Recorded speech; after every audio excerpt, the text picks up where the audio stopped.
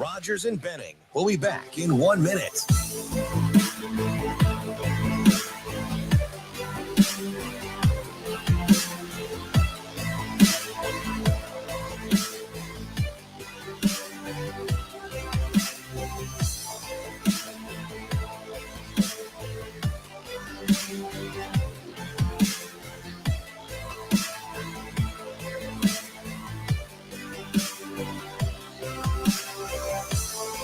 Rogers and Benning will be back in 30 seconds.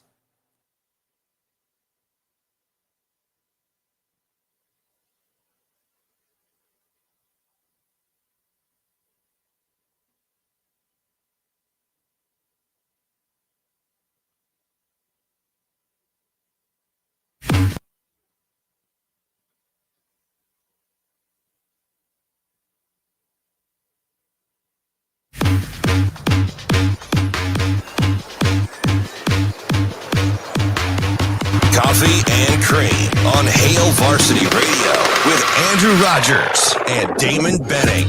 Draws a double, Lawyer a three. Fletcher Lawyer gives Purdue a 71-69 lead. 7 seconds to go. Timeout, Ohio State. Cheer for three. And he hits for the lead. Pops in the corner. He wants it. Go to work. Quick. Little juggle. Nice pass. Man, what a pass from Jackson Davis. How about getting available though? Bates. Nice dive. Iowa's got to get it in. Home run. It's Murray waiting for it. Playing safety. Coming down with it. And Iowa has its first win in Big Ten play this year. In an absolute dandy. What a year it's going to be in this league. Friday morning on Coffee and Cream in the morning on Hail Varsity Radio, powered by Currency, live from the H&H Chevrolet stage at Hail Varsity Club. Our first live event at Hail Varsity Club, and we appreciate those of you that are with us right now. Thank you so much for coming out and supporting the show. It's Breakfast with Benning at Hail Varsity Club, but you just told me prior to starting you're not even eating. I don't eat while I work. That doesn't make a lot of sense to me. It's breakfast with you. I've been saying this since the whole deal. It's not about just me. Number one, it's breakfast with everybody in the show. I think the alliteration They misspelled works. everybody then and put Benning. I love it. We got jokes already on a Friday. But here's the thing, though. It's like you saw yesterday. We had, the Channel 7 was here and they were doing the piece and they wanted us to, I don't know, whatever. So the minute that I'm messing with the food and all of that, then I got to feel like I got to go wash my hands. I don't want. You got stuff going on. You have your lotion on standby most days. Yeah, I do. Hey, and you know what though? You didn't rub out the tube just yet? No. It's still a little firm. Do you leave your backpack in your car? Sometimes. Now you told me about not leaving my computer in the garage, in my car in the garage. So I try to be cognizant, but it's a crapshoot. I mean, maybe I will, maybe I won't. But my healing ointment for the old cuticles. I actually was feeling my knuckles today, and everybody in here is not our guest today, but Sasha's used it. Shane, Lord knows he needs it. You seen his little Vienna sausages, bro? It's like, hey, oh come on, Shane. Sarah V, the healing ointment will do you well. So yeah, that's where we're at, or something like that. So I don't like to. Oh, my man wore his Steelers coat. D, you're the man. I have one of those. It was a gift, and I'm afraid to wear it because it's old. So it's kind of leather. Everybody likes retro. It is retro. I'll show it to you.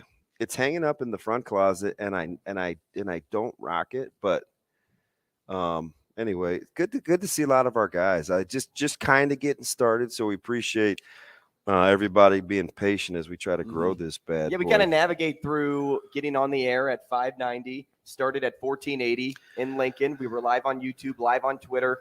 You could catch us on the podcast. That's Hail Varsity Radio for this show. We follow it up with Morning Dump on Hurrdat Sports. So it's just a process. We're getting there. And, the boat's we're floating now. Yeah, one of the best administrators. Well, he's retired now. I won't. In case you snuck out of the house, I won't say your name out loud. But Steve, one of the good guys, man. A total P1. It's cool. The thing that I like about this, kind of the culmination of folks getting to come and break bread together, is it was a lot of work, right? Media, doing podcasts, getting into the radio business, trying to do something that hasn't, to the best of my knowledge, been done here, certainly in this state. A fully remote live radio broadcast Where- consistently so 5 days a week. The cool thing is they control all the inventory.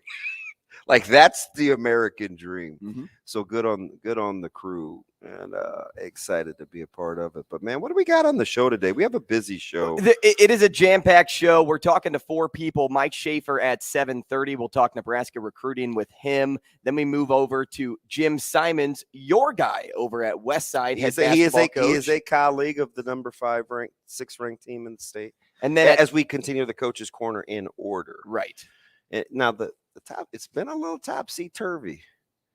There's a lot of fluctuation. Yeah, we talked to Coach Woodard, Coach Feakin, Coach Etzmiller.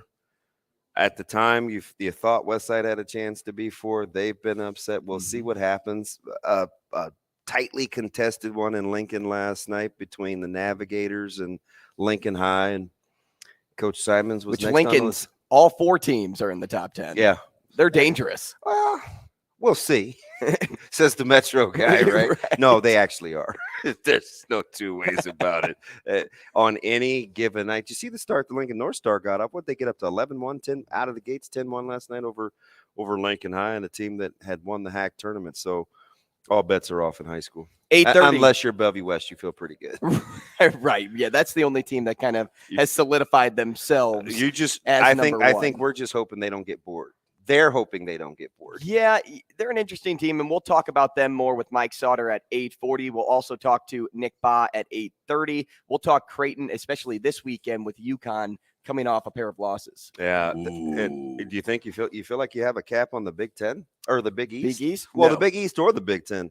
The only thing you know for sure about the Big East is that 5 teams have a chance to make March Madness. And 25 conference losses in a row for Georgetown Right. isn't good. But we drugged Pat Ewing yesterday. We did. We probably won't get back into that today. Oh, man. It's tough, man. It's like, what are we doing? One thing that they have, though, that Nebraska didn't have with Scott Frost is a conference championship. Yeah, I mean, he had the hot run, Mhm. but that was it. That's it. Oh, you can't be a one-off. You're still talking Yeah. about 25 in a row. You're also talking about a guy that's an absolute legend at Georgetown and somebody that will impact recruiting for years to come there, You whether think? he's coach or not. I think so. Just knowing that, he was a guy that came out of that system, that works wonders. The bigger the name, the better the recruiting. Well, Godspeed to Lee Reed, who is the athletic director out there. He got some tough decisions to make, but we've seen it this week. It's not safe to be ranked. We forgot. Congratulations to Omaha as they got off the road win. Schneid, they'd lost 22 consecutive. I think Gary Sharp tweeted last night during the broadcast on the road, handling Western Illinois and Macomb, Illinois. And the women get a win too. Yeah. And how about that? That's a good call because I follow Coach Banks on Twitter. I think she's fantastic I actually ran into 2 of their assistants at the Metro Holiday Tournament. Yeah, so I watched it wasn't even over the holidays. It was closer to Thanksgiving when Ball State came in. Ball State's Coach Lewis is a good friend of mine, so I went out and watched them, their shoot around and stuff, and hung out with them before the game. And obviously I love Coach Crutch and Coach Crandall and that staff on the men's side, but I watched the women's too, and a lot of energy.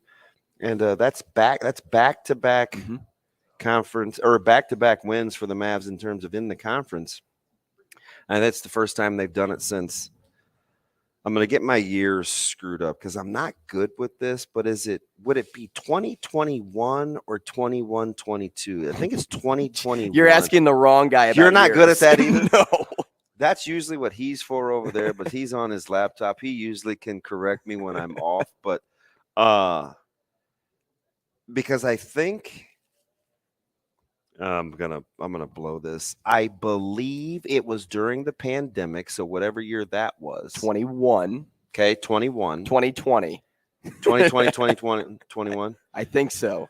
They beat North Dakota twice in a look. I'm getting affirmation. We're getting head nods. I was so actually if I'm right, they beat scanning North the people. Dakota back-to-back days, so not real. It was some extenuating circumstances. Right. I'm telling you, man. This is my sports. He can do high school too. He can do high school. He can do college. He's a roller. Sit down in the chair. Hey, he might. Don't invite him. He might. So good for the locals, man, as we're kind of sorting our way through it. And a couple of the top-ranked teams got out unscathed. Yeah, Gonzaga, one of them. But that's San Francisco. San Francisco's tough. They're good, and they were good last year too. My sister is a professor out there, and she's all in on the Dons, and we hear about them quite a bit. What a tough last possession though that was for them. Yeah, like Gonzaga just pressing up to the three. Any worse than Ohio State? No, that one wasn't good either. No, Purdue comes away with a yeah, you're right, another thriller. And I know. And how about right on cue, the team in the Big Ten? I said, "Oh man, they interest me. Keep an eye on them." And then I'm like, "Wow, was that really Eastern Illinois that they lost to? Mm-hmm. They're in trouble." No McCaffrey, who, by the way, wishing him all the best, struggling with a little anxiety, and he was on the bench last night. Decides to step away from the game a little bit. Iowa rallies out of nowhere. Nowhere. At 50-40 at half, you're like, oh, God, they kind of closed the gap. Say the Hoosiers up 10 at half. Indiana turns the ball over too much. They do. Did you hear the comments after the game, too, by Coach? Oh, yeah. Woodson? Yeah, about him talking about how Fran made his way to his side. And he was so angry. And verbally, to the point to where he was using choice words at the podium. Right. And Matt, we've what do they call them? Temper tantrums. We've seen this before from Coach Fraschilla. But how about the resolve for that team to come back and get that win? For them, that was big time. And it's too early to say salvage the season, but certainly got a shot in the arm in terms of conference play, because on the other end, in the front end of the doubleheader, Maryland coming off a 40-point drubbing, and Rutgers sent them another message. Don't come to Piscataway. That is a long, athletic. I would hate to play against Rutgers the way that they play. How many hands do they get their ball? How many balls do they get their hands on? That'd be an annoying team to play against. Hey, the news of the day, though, and UCLA holds on. They do. They did. Or they did not do. Or maybe they do and did. The news of the day came yesterday, and that was DeMar Hamlin showing substantial improvement, and his doctors even came on ESPN for like an hour. I couldn't. So when you're that big time at the Med Center in Cincinnati, is that part of the deal that you sign up for, to have multi-hour? So it was a couple of hours almost, right? Where you're just basically on an open panel. Not like that. This was media. This was a unique circumstance. When I used to do stories with doctors, medical professionals at hospitals, obviously you set it up and you get about a 10 to 15 minute window with them, and that's it. Mm-hmm. That's max. This was so unique. So, nobody really has done something like this before. And it was cool to get their perspective, but I was sitting, I was at the gym and I was listening to it on my phone, and I was watching the TV, and I'm like, no one's going to get the answer they want. Yeah. Doctors are so good about not giving information away. How about it was pretty cool because they're not well versed in terms of, and I guess maybe they are subconsciously with answering family questions or understanding HIPAA. That's right, the big one. On how to give out information. But even when they're leading questions, right? What was the famous one? Hey, we've heard reports of it was this, Commotio and this. cordis. It And was docs are like, X yep, this.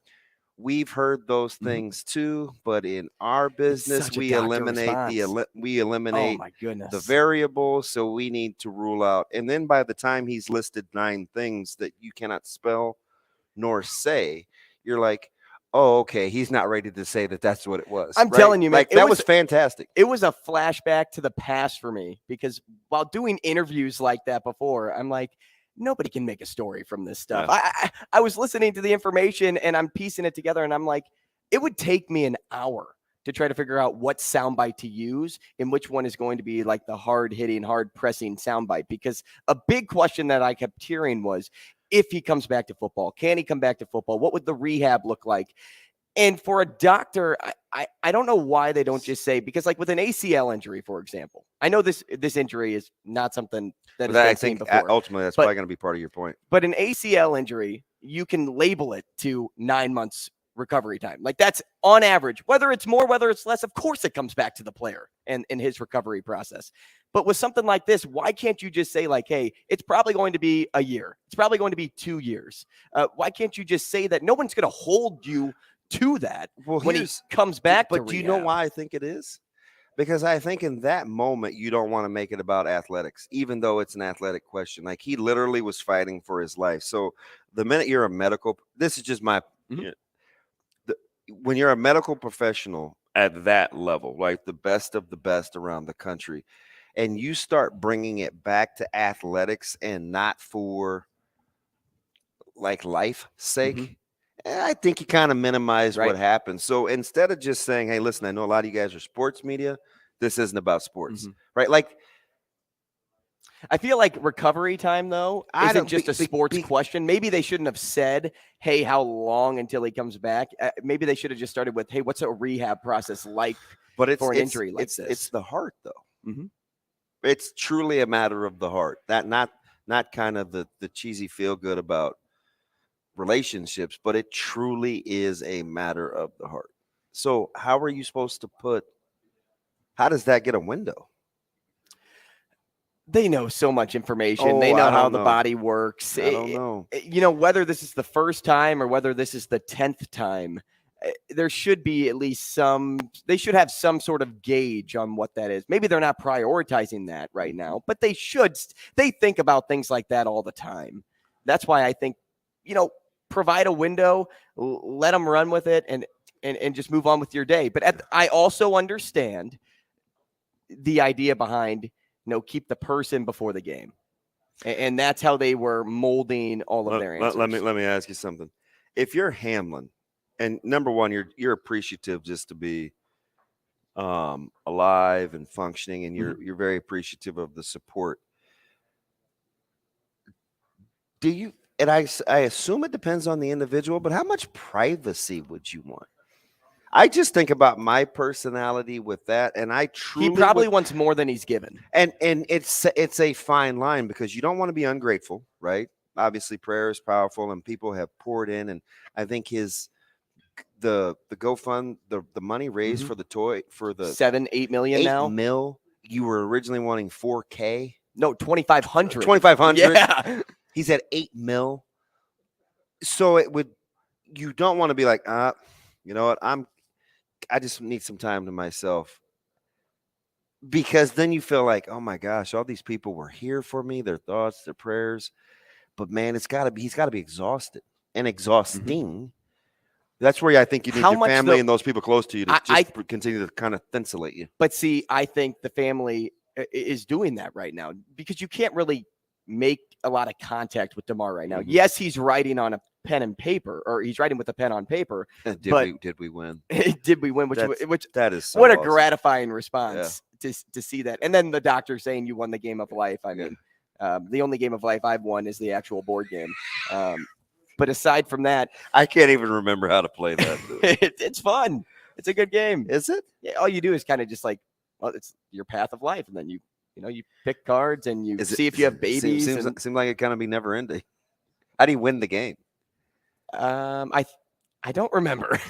I honestly don't. I don't know if it comes down to like how much money you have in the end. Like if you ended up being a doctor. It'd be about dollars and cents, right? Well, that's how our world operates, right? On dollars and cents. No, but what I was going to say before we move off this topic is I don't think DeMar really has to handle a lot of that press right now because he just can't speak. Yeah. When he can, and he's up and he's out of the hospital, that's when he'll start getting hammered, and that's when the privacy need has to be there. Yeah, interesting. It's kind of cool to hear like the players talk about the things that were kind of popping into my mind real time on social media, and and Daniel's right though. Yesterday we were going back and forth on Twitter about people not allowing the immediacy of responses of Twitter, and he simply said, "Hey, that's why I don't tweet about things like that real time, right? Just people just don't have the temperament to handle those discussions on that platform." But man, it was refreshing to hear that I'm crazy sometimes, but not that crazy in terms of those guys just wanted out. They just wanted out. They wanted to be with their teammate. I think the waiting. I think it was who's the left tackle for Buffalo, who was talking about, just to recalibrate and refocus isn't feasible. Right.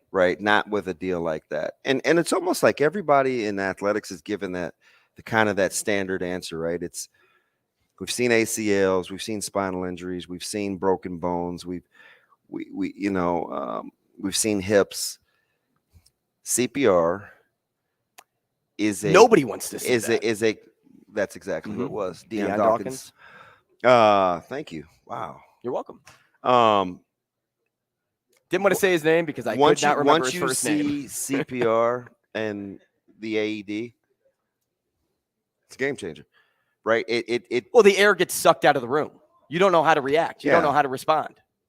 And was it Diggs talking about how mere minutes seems like hours when you're awaiting word, right? And that's the part that I just cringed. I was thankful that Susie was kind of helping Booger out. It was good that she didn't have the same relatable point that he did, so she didn't go there immediately in her emotions like he did, right? Because he was struggling, and she did a good job of helping him with a lifeline and helping him along, and Shefty I felt was pretty good too, because that's not even really that's not his skill, that's not his baby, you know what I mean? Yeah. We're getting some food delivered too, and it's on your side too. It should be on my side. Oh, if you're those not are eating. Those sausage bites. I'll tell you what, man. Before we send this thing to break and talk to Mike Schaefer, now attention can continue to turn to the NFL playoff scenarios and things that were being released yesterday, ideas that were coming about, and there's a special league meeting today to kind of find a consistent point to say, this is what we're doing. This is what we're rolling with. A lot of people didn't like any of those ideas we floated out. And there were like 3 or 4 scenarios. The poll will come to an end here shortly. I'll be curious to see. There are 3 or 4 scenarios, but the 2 points that they're looking over today, the AFC Championship game to be played at a neutral site. Every game was essentially at a neutral site. We'll just go out and say that in every scenario that people could draw up in their minds. And then the other one was if Baltimore defeats Cincinnati in Week 18, it will have defeated Cincy, divisional opponent, twice, and then they will not be able to host a playoff game because Cincinnati would have the higher winning percentage because they played one less game. It should only matter if it's Buffalo, Kansas City, or Cincinnati. Yes, and I think that's what the conversation really is about. Yeah. Because, you had the idea from Matt Hasselbeck even yesterday of who gets the bye versus who gets home field advantage, which is the poll that you were just talking about. And that had a real 50-50 split to it. Yeah, I know. I'll be curious to see because it's not quite over yet, but I'll see where we're at. And by the way, before we hear the bed music, Yuri, who's in your neck of the woods because you worked in Iowa, right? Mm-hmm. He says it ends. He's talking about the game of life. He said it ends when you reach the end game trail symbolized by retirement. More it is retirement. Yeah. End of life. And whenever whoever has the most is the winner. Weird. Ominous foreshadowing about being shallow. Hey, our poll question of the day: the NCAA cleared this weekend for possible visits. What portal prospect, excites you the most? Is it Micah Mazuka, Billy Kemp, or Walter Rouse? We'll even get into that next when we talk to Mike Schaefer here on Coffee and Cream, powered by Currency.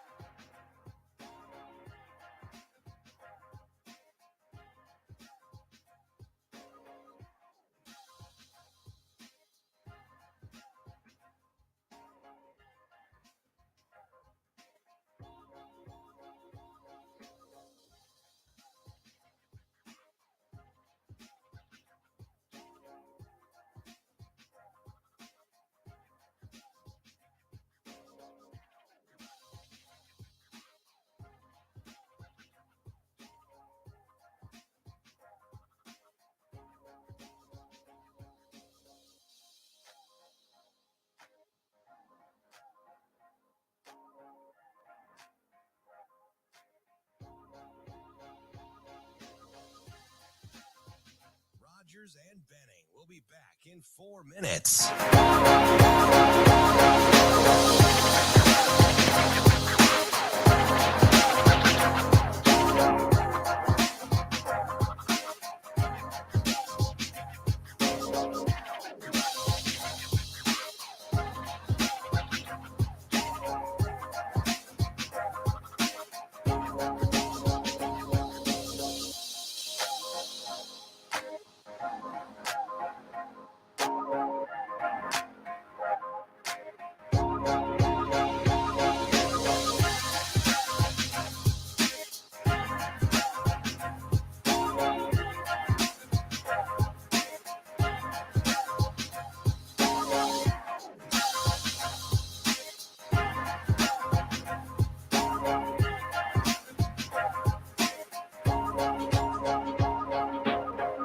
Rogers and Benning will be back in 3 minutes.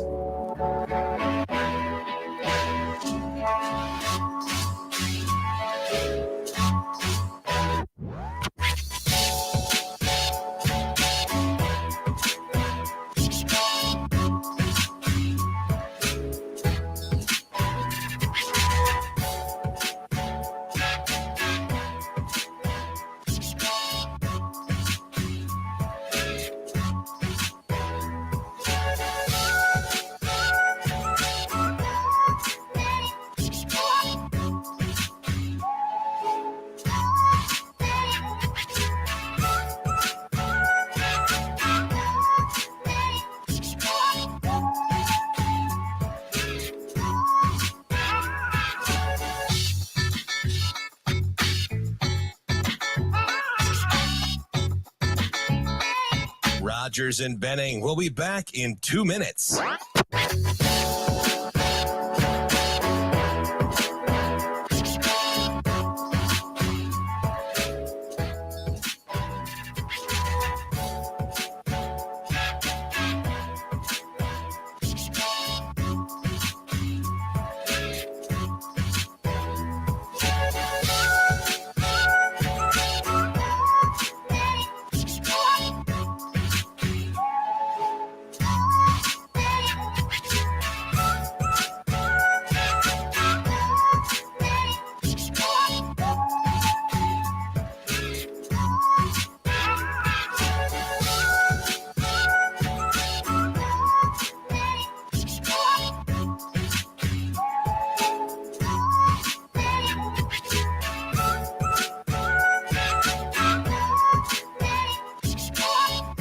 Rogers and Benning will be back in 1 minute.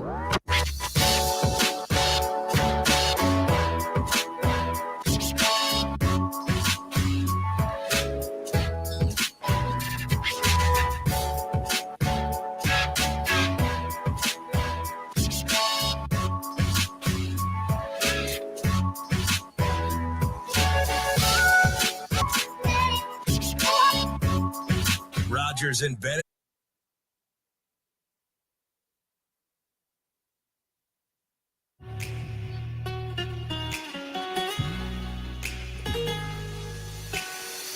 Coffee and Cream with Rogers and Benning on Hail Varsity Radio.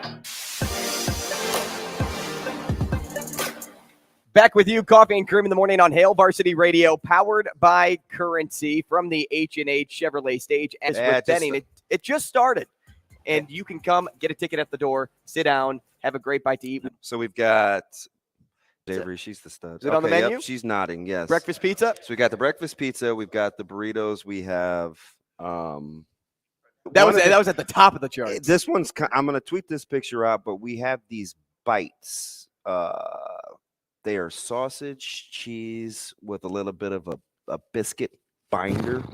We'll do a bite every time that we do this, just kind of which anybody knows that's heard me for 15 years. It is very hard. When you get and then you get me with actually people that I like. It's tough. No, you're not wrong there. Hey, let's welcome in our next guest, Mike Schaefer, Nebraska football and recruiting for 24/7 Sports. Mike, good morning on StreamYard. Good to see you. Good to see you guys, gentlemen. When is the Uber Eats driver coming by with the aforementioned food? You got to ask him. Somebody wants to get that. there in 15 minutes. But it's going to take a little more than 15 minutes. We are right next to the interstate. God forbid. Yeah, it happens. Shave, how are things? Full winter beard is fantastic, but how there's a lot going on, man, especially in recruiting in Nebraska, climbing the ranks in a hurry, man. How are you keeping up? Well, the month of December was pretty insane because you've got a lot going on there. Obviously, they're putting together their recruiting staff. They're doing the high school, junior college recruiting in addition to transfer portal stuff. Players are going in, players are coming out. So December was pretty insane. And then there's been kind of a little bit of a lull. Obviously, it's picked back up this weekend. You have at least three known visitors in town. For transfer portal visitors this weekend. And then we'll see. I'm really curious what they're going to do in January. Do they have some 2023 targets that are still out there? Is it mostly transfer portal additions at this point? And then when they get that locked up, do they move over to 2024, which is kind of what I'm guessing happens. But you never know. I mean, who could end up as a potential 2023 January target for him? That could be a February signing day thing. So there's obviously no shortage of things when you have a transition as to what you're trying to do, resetting a roster, backfilling some areas where you need depth. But some intriguing names this weekend with Billy Kemps and Micah Mazkua and Walter Rouse. And so, two of those guys, offensive linemen, one's a wide receiver. I'd put those as, key needs for Nebraska's roster for 2023 as they try to figure this out under Matt Rule. Stay right there, Mike, as you talk about offensive line play and the need for Nebraska to have stronger ability up front. Yesterday, we had Brandon Vogel on the show. We talked a little offensive line with him. And then even in the afternoon with Chris Schmidt, he said that offensive linemen are the hottest commodity in the portal. Would you agree with that?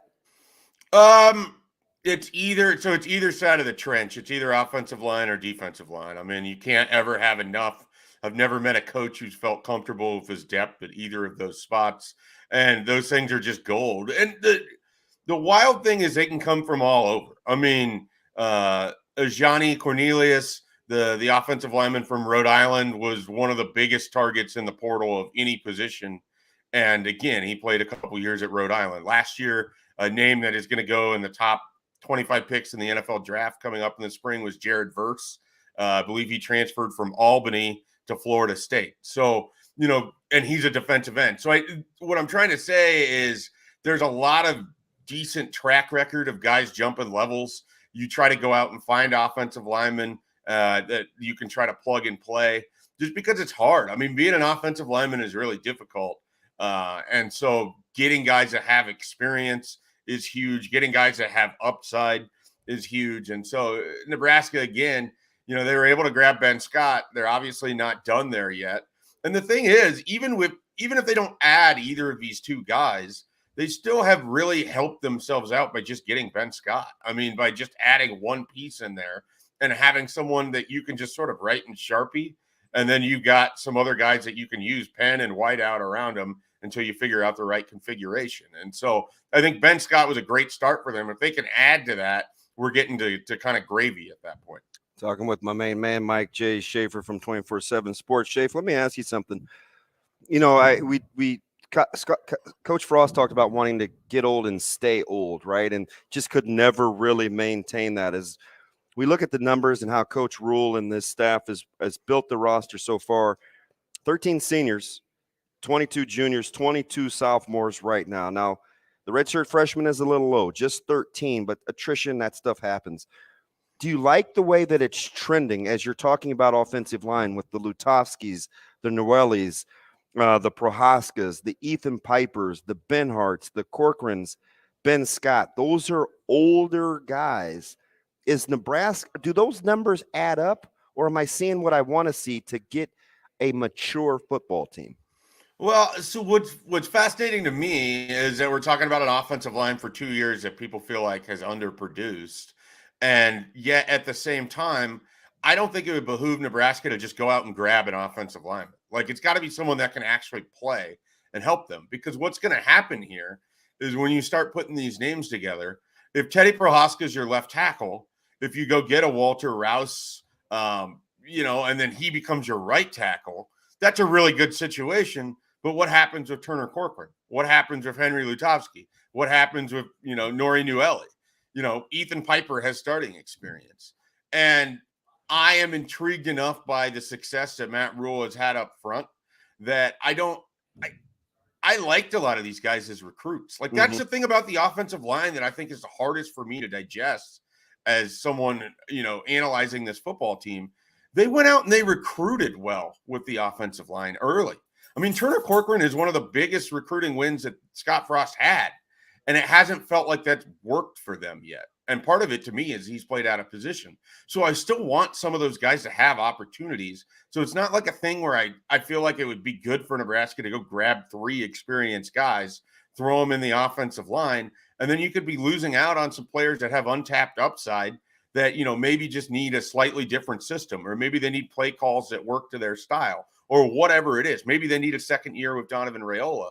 But I have enough belief in the talent that they went to go recruit that I don't want to see them try to paper over it with some guys from the portal. So to me, it has to be like worthy additions, or there's real, I'd rather see what they have under Matt Rule, under this coaching staff, than just throw those guys off to the side. Mike, I still think there's a huge void in the offense, and that's finding a replacement for Trey Palmer. Even with bringing in a guy like Billy Kemp this weekend, is he somebody that you see as a veteran presence that if they sign him can replace him, or have they done that already, or do they still need to find a guy that can do that? Definitely think wide receiver is a huge thing that they have to go out and attack. I mean, it's sort of a fascinating room right now. I mean, you essentially have Marcus Washington and Alante Brown, and then a whole lot of just kind of like throw your hands up in the air and not really sure what's there. So I think that Billy Kemp would be good because he's experienced.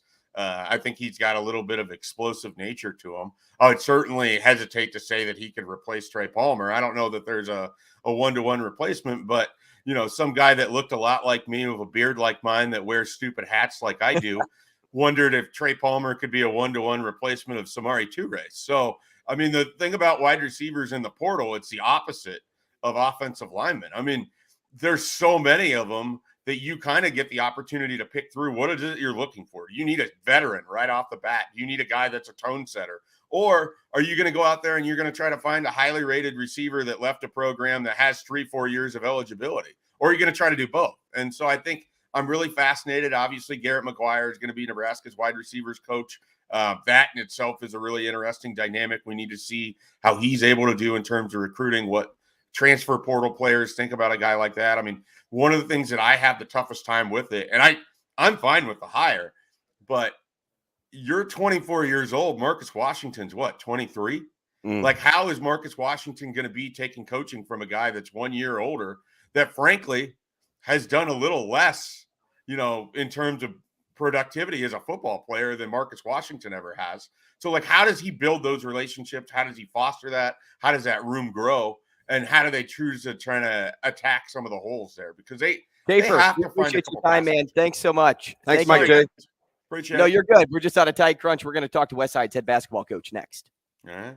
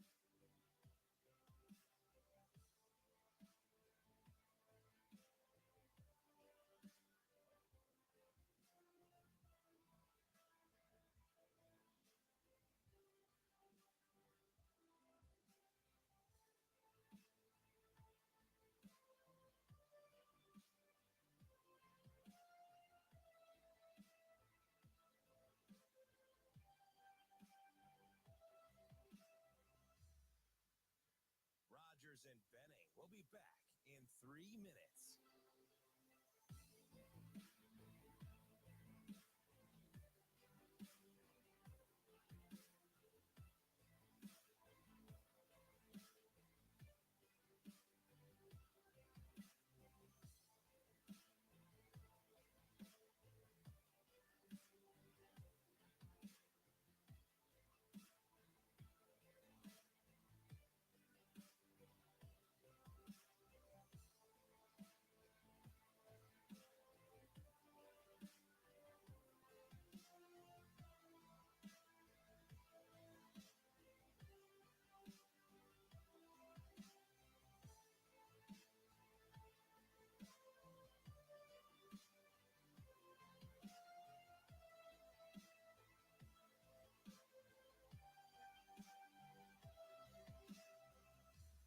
Rogers and Benning will be back in 2 minutes.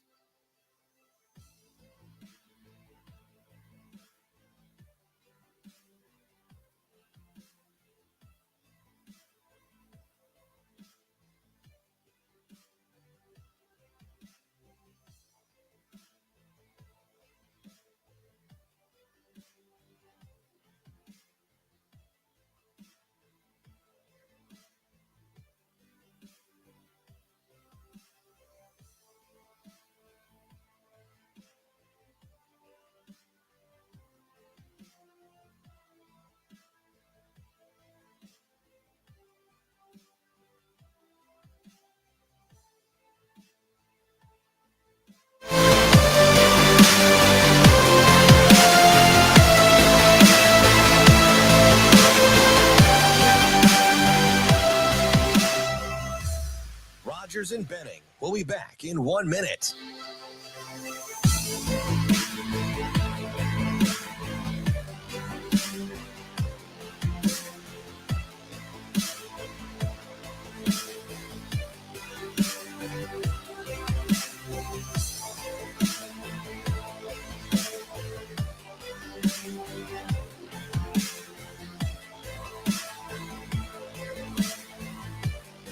Rogers and Benning will be back in 30 seconds.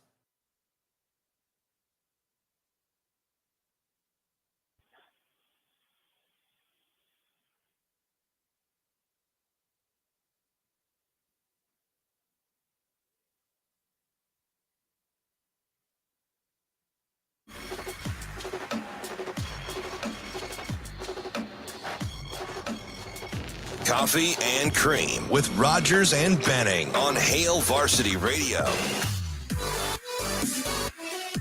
High school coaching corner time here on Coffee and Cream in the Morning on Hail Varsity Radio, powered by Currency, 590 AM Omaha, 1480 ESPN Lincoln, live on YouTube, live on Twitter. We are at Hail Varsity Club for a live event, which is Breakfast with Benning. I'm still going to keep reading it like that. No, because that's the title of this. Breakfast with Benning at Hail Varsity Club. Well, yesterday you intimated that the young guys are the smart guys because they got all the ideas. So I'm just trying to ride your coattails. They are. With Nebraska going young. Everybody's going young, though, not just that. Yeah. And we're about to talk to a guy that's coaching young right now. And has a relatively young staff. And that's Jeff Simons, head coach. Jim, excuse me, Jeff. Gotcha. There it is. I was thinking Jeff Sims. That's because we want to break him down in the 8 o'clock hour. Exactly. Jim Simons, head coach of Westside basketball. Jim, good morning. Sorry I butchered your name. No, good morning. How are you guys? Andrew, I was just getting ready to compliment you. I've been on the Coach's Corner several times. I think it's the first time that it's ever been maybe even a minute early. So, somebody keeping Damon on schedule. Wow, thank you. You're doing a heck of a job. So, but then you butchered my name. So and then you retracted your statement. Coach, that's the morning. second time in 2 days somebody has commented on being early on the phone call. And before we give Andrew too much credit, I'll take it all. Shane is still the guy, right? So it's like he's grown up a lot, Coach Simon. So we appreciate you. He's learning how to kind of rein you in and kind of get away from those, like 17, 18-minute segments. Yeah, exactly. Well, contrary to popular belief, I was the easygoing one, right? Nudge, nudge, wink, wink.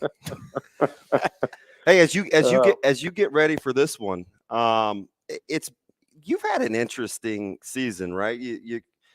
you have one of your better players coming off a long-term knee injury. You got another guy that's playing football. You have another guy that's going to be a first-year varsity starter. You have a mainstay in Odd Body. You're working around with Stubblefield. Like, you've had to.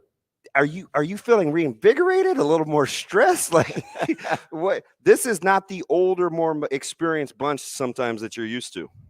Well, all the above. I mean, a little more stress some days, invigorated some days. I told you mentioned my young coaching staff who does an outstanding job, but I told them, at the beginning of the year that this is going to be a very different group than the group we had last year. I mean, last year, we went into the season, on November 15th of 2021. We returned 9 rotational guys who had all played the season before. We didn't lose a guy from the season before, and we were fortunate from an injury perspective outside of Caleb Benning. Everybody was healthy. So that group last year had played 25 games, high school games together the previous season without losing anybody from the rotation. Then minus Caleb, who had the back injury, probably played 25 to 30 games together in the summer. Yeah. And all of those guys were healthy in the fall and played probably another 10 to 12 games of fall league in the fall. So that group went into the season before our first game of having played 50 games, essentially intact. And this group, it's, and everybody deals with their different challenges, but you mentioned, we had an assortment of injuries to several guys throughout the summer and the fall that, limited the ability of the group to play together in the summer and the fall as guys were, battling back from those injuries, and we're getting close to being fully healthy. But yeah, it's certainly been a different dynamic of trying to bring a new group along and maybe not being as cohesive as what we were certainly last year with the veteran group, with not only a lot of veteran experience, but just the continuity that group had together. And this has been a different group in that, in that situation. And we knew it would be. And, we said all along, we thought we would be a better team in January and February. And I certainly hope that plays out. Coach, let's go more recent here, coming off a loss against the top team in Class A during the Metro Holiday Tournament. Because of the strong start, though, that we're seeing out of your team, is it easy or difficult to pinpoint what they need to do better, what they need to learn after a loss like that? Well, I mean, certainly Bellevue West throughout the first, month and a half of the season has shown themselves to be ahead of the pack. And what happened to us a week ago Saturday has happened to most everybody who has played them. But you want to play good people early and you want to play the best because it, per your question, it tells you where you're at and what you've got to work on. And clearly that game showed us if our goal is to compete for a state championship, ultimately, that we've got a ways to go. And they are so good in so many areas of the game that you just can't take a play off, or they punish you for taking a play off here or there, or for making a mental error, or any sort of mistake. You miss a check out, they get an offensive rebound, they kick it out and they make a three. You miss a rotation, they make a one more pass and they hit a three. Offensively, you maybe drive into traffic. Their defense, their help side defense is generally there to make that a tough shot. So I had said going in, they were going to teach us a lot about ourselves, and we maybe got taught a little bit more than we wanted to, but ultimately, my hope is that certainly makes us a better team. But they've done that to a lot of people. And I think right now everybody is trying to chase them, but getting an opportunity to play them and see where we're at, I think was good for our group. Is it maybe a blessing in disguise, Coach? Because, 2 through 10, 2 through 13 could be pretty rotational, right? It's going to be a long season and health will matter. And a lot of different teams can beat anybody, right? We've seen what's going on in Lincoln and, Gretna and Westside and Millard North and Creighton Prep, right? It's a lot of positioning and jockeying. Brian will get you on a good night. Does that keep you sharp while not being so focused on what the number one team is doing? Well, it better, or else you're going to find yourself probably losing a bunch of games. I mean, you said it. I mean, 2 through 12, 14, 15, the parity, amongst those 10 or 12 teams in Class A this year it's just going to make for just a ton of really close games. And ultimately, it's probably going to come down to teams that are able to win competitive games. You mentioned Lincoln. I get home last night and I flipped on the live streaming, and you got Prep and Papio South is in a 1-possession game. Gretna and Elkhorn South, going to the fourth quarter is a 1-possession game. North Star gets Lincoln High, who's been playing really well.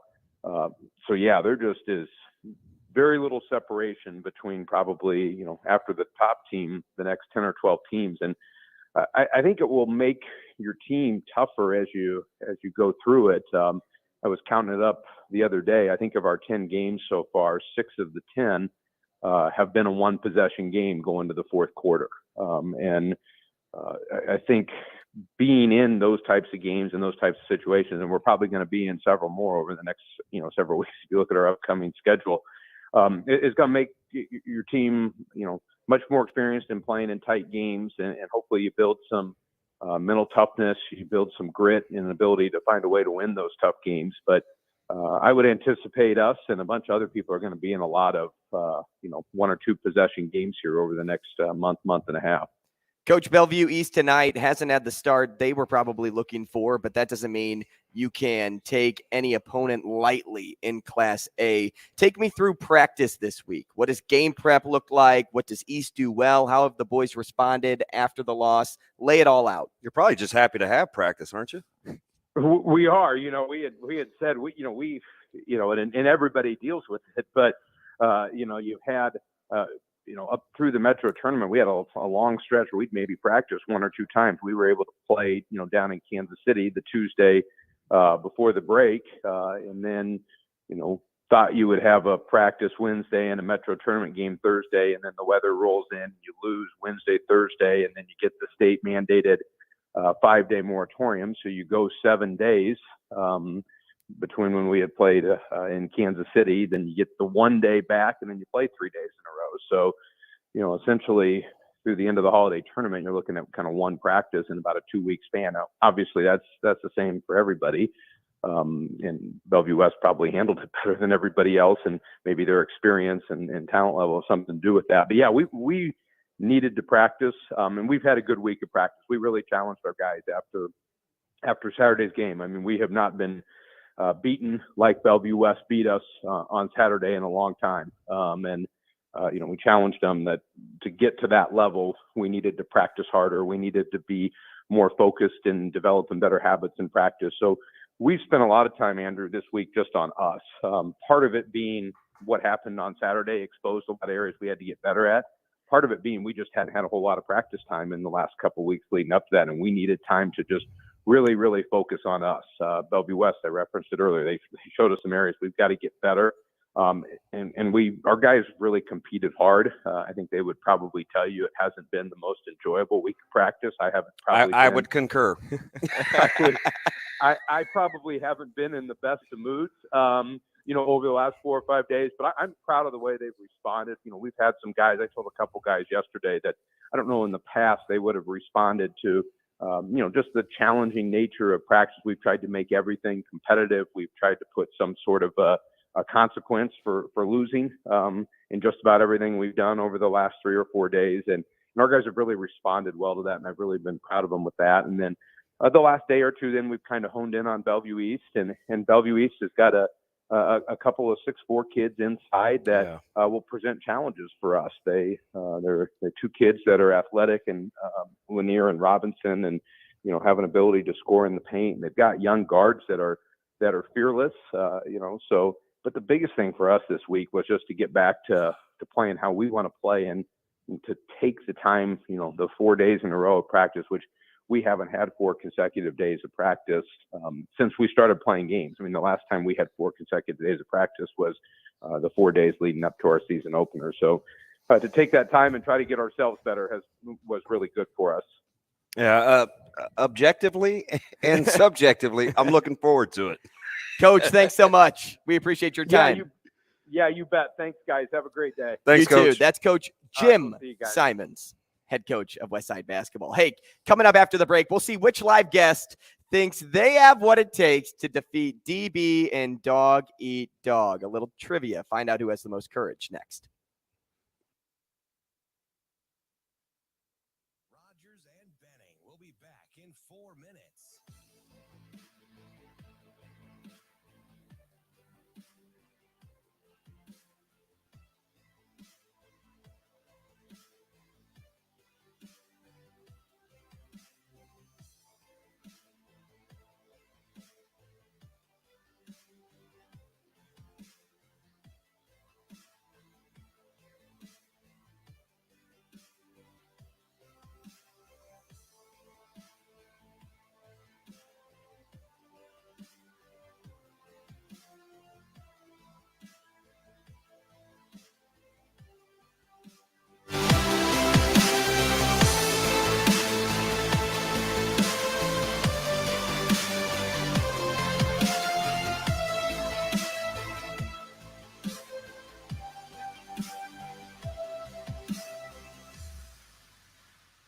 Rogers and Benning will be back in 3 minutes.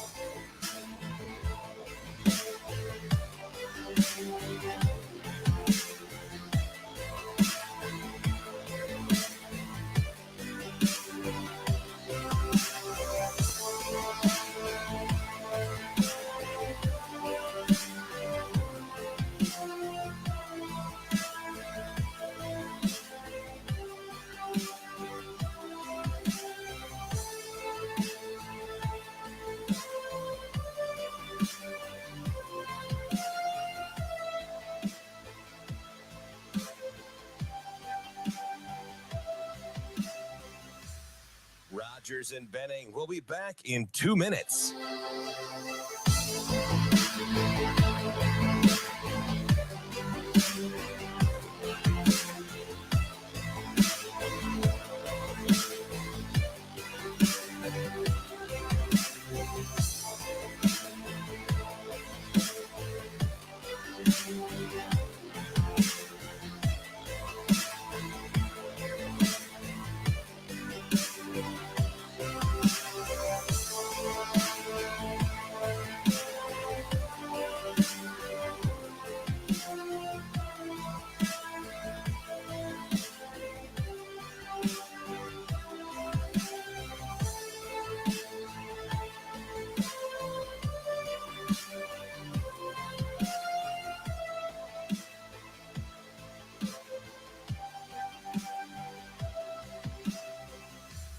Rogers and Benning will be back in 1 minute.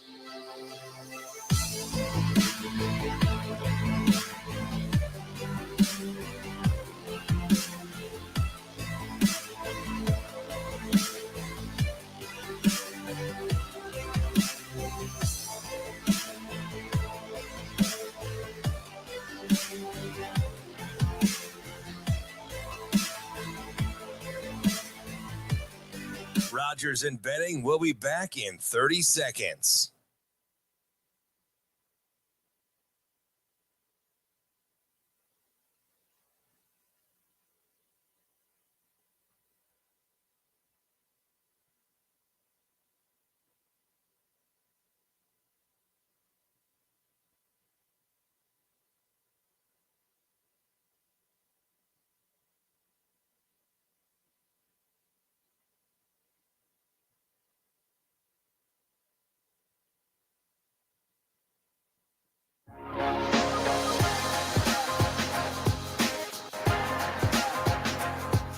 Coffee and Cream on Hail Varsity Radio with Andrew Rogers and Damon Benning. Back with you at the top of the hour here for Coffee and Cream in the Morning on Hail Varsity Radio, powered by Currency, live from the H&H Chevrolet stage alongside Damon Benning, Andrew Rogers. We teased trivia, but now we had like a little extra tease during the break. A very fluid schedule with Nicholas Allen Bahe. So is he busy? Is he a busy guy? Well, I think when you're parenting and you travel a ton, trust me, it gets hectic. Nick Bahe, busy, salsa explodes all over my chest. No way. And now he's playing zone, right? It was easier when he could play man to man, but man, he's playing zone right now. No, he's getting to the rim. You think? I think so. I don't know. Maven may put it on him. Because you see her just crossing him up. Yeah, there it is. That's probably one of my favorite things he said. Nick, good morning. Thanks for joining the show, man. Yes, thank you very much.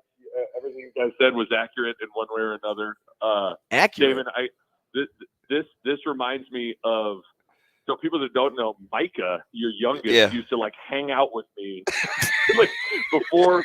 So Damon did the morning show. I was on afterwards. Like me and Micah would just hang out for like an hour. I'd be like trying to write out some take about like Mike Riley, and Micah would be like, he was the king of scaring me. He would like sneak up behind me and boom. Nick, joke's on you. Like, I think that's called God. babysitting.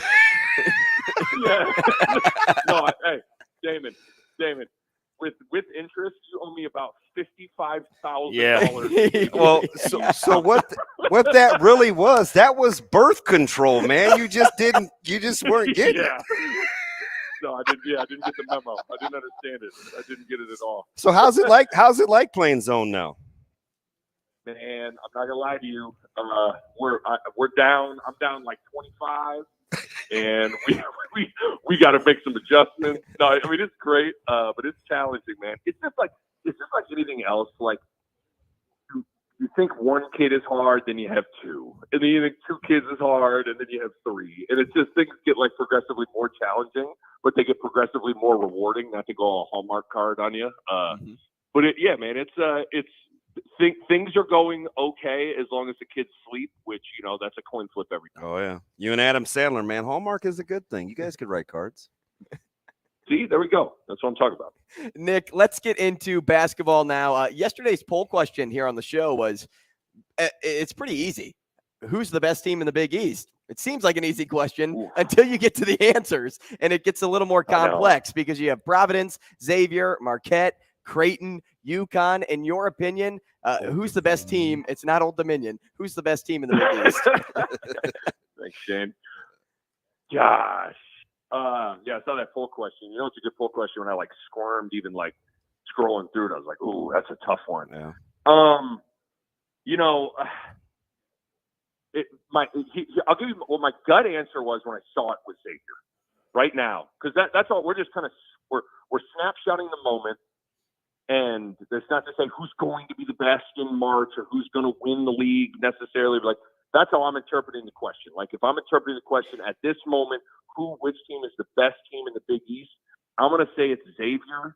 Seeing them in person, really, really impressive. It's a lot of the same guys plus Sule Boom, but all those returners have taken a step forward. I think Sean Miller is my first chance to really get to know him and see him work and operate at a shoot-around, talking to his team. He seems like he's an elite coach, and certainly his track record would back that up.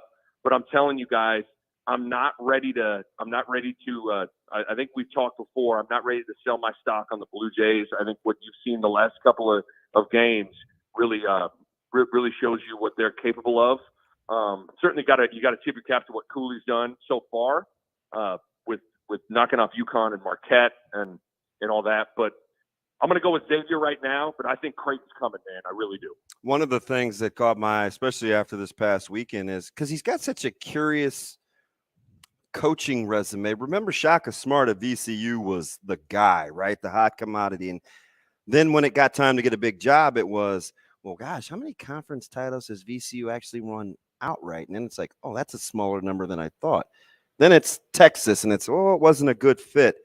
Now all of a sudden, Marquette they've got my attention. They have some pieces.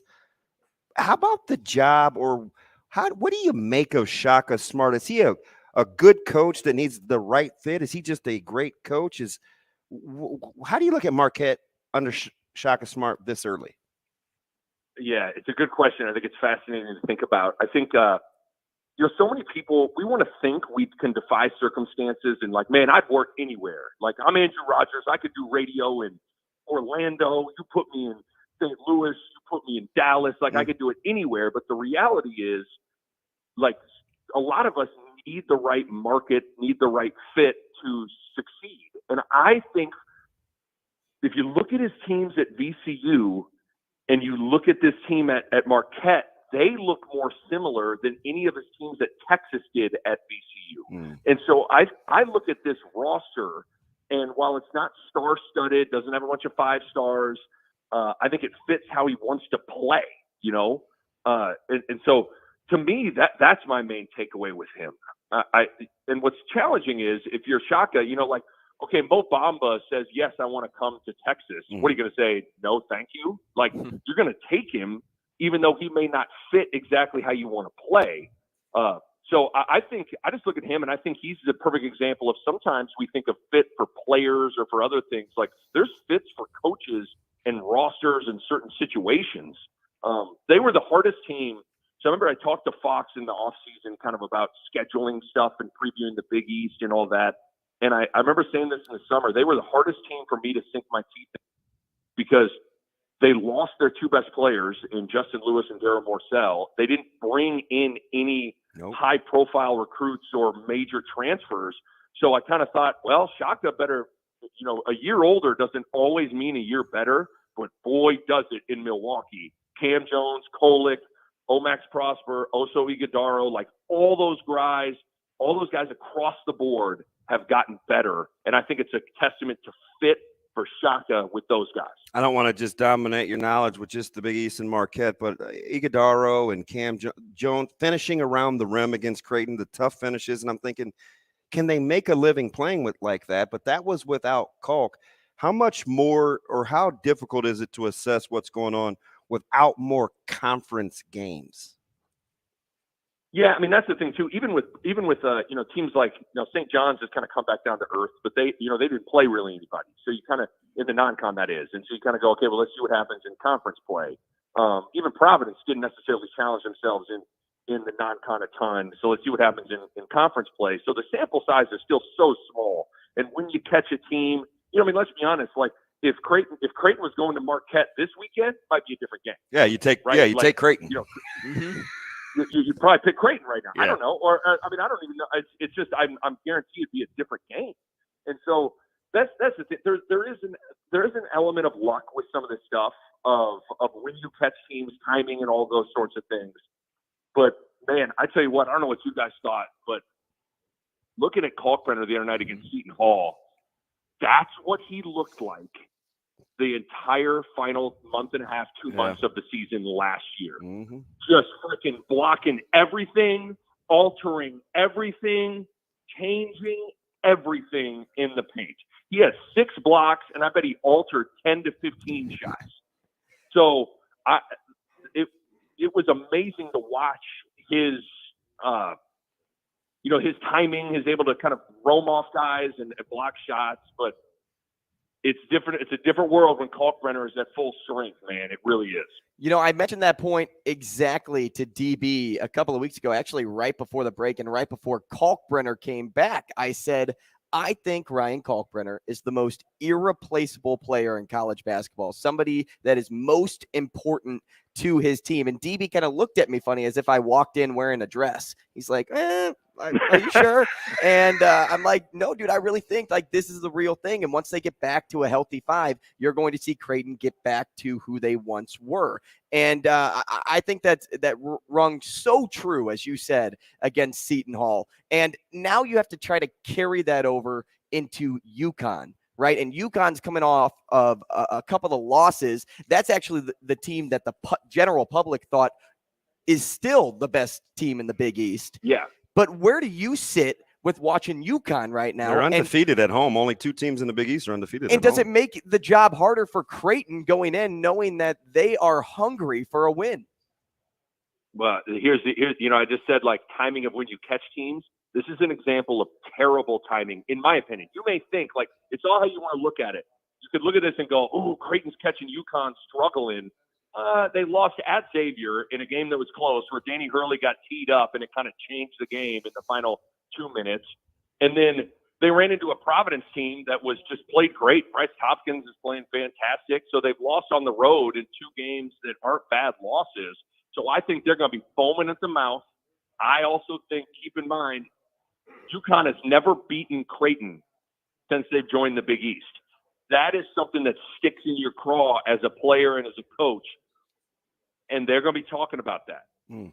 So I think you're running into a UConn team that is going to be angry, and they already play a little angry. So it will be, in my opinion, it's not great timing to catch UConn. But, I guess we'll find out. I just, there's no, with Kalkbrenner, man, the other thing, I mean, you look at the numbers with and without him, the rebounding numbers are dramatically different. And what's interesting is he only averages about 6 or 7 rebounds. So you're like, geez, why would it be a 15 rebound difference with or without him? And I asked Coach McDermott that, and he looked at me and goes, well, I'll tell you this. His guy doesn't get the rebound. And I was like, okay, that's something. Like, so the guy he's guarding doesn't get it. And then Kalkbrenner gets he led the Big East in offensive rebounds a year ago. He gets a lot of offensive rebounds as well. So the rebounding situation changes with him. there's a lot more subtleties. You would think ball screen, like a guy that's just setting ball screens and rolling, that's simple. There's a lot of subtleties to, okay, I'm going to set a screen on Ryan Nembhard. His guy's setting up to go under. I got to change my angle a little bit to get a piece of him. Or, all right, he went under. Let's roll back. Let's repick. Now Nembhard's at 14 feet coming downhill, if that makes sense on the radio here. Like, he understands those subtleties at a higher level than someone like Frederick King does. So he unlocks so much on both ends of the floor that, you know, as much as Damon may have looked at Andrew like he had a dress on, I don't know, man. I mean, he's in the conversation for one of the most indispensable, impactful players to a specific team in college basketball. In my defense, that was back when they were 6-2, and I thought, gosh, it's pretty early to be saying that. I was thinking, okay, you know, I'm like, man, Carolina without Baycott, or you know, I'm looking Indiana, at Trey Jackson Davis. Mm-hmm. Yeah, well, obviously, Purdue without Edey. Obviously, Indiana without Xavier Johnson, because they still can't take care of the basketball. That's a crazy. Let's stay right there. Let's go to the Big Ten, just because I don't know if that's Michigan State. They're hard to cap. Iowa gets their doors blown off, and then they rally against Indiana, who was loose with the basketball. I think Purdue is good. They won on the road at Columbus last night, and Lawyer, he lawed up with all 11 in the second half. Like, how are you capping the Big Ten? Purdue's a tough team to make sense of for me because I just don't know how dynamic their guards are. But man, do they execute? Man, do they know who they are? Man, do they know where their bread's buttered? And man, do they execute? Now, with all that said, I thought Ohio State peed down their leg pretty good. To turn it over in the full court on a simple – if you get trapped in the coffin corner, not sure if people saw that play. Yeah, on the inbounds. Everybody's going to rotate to the inbounder. That's basketball 101, and you can't just turn and throw a lazy pass back at that guy. And then even their double on Edey that you talk about that ended up being the game winner to Lawyer, what they had done a good job of is waiting until Edey started to dribble the ball to come with the double team. And instead, when the ball went into Edey, they ran right into double him, and so the timing wasn't there for the rotation, and Lawyer gets a wide open three.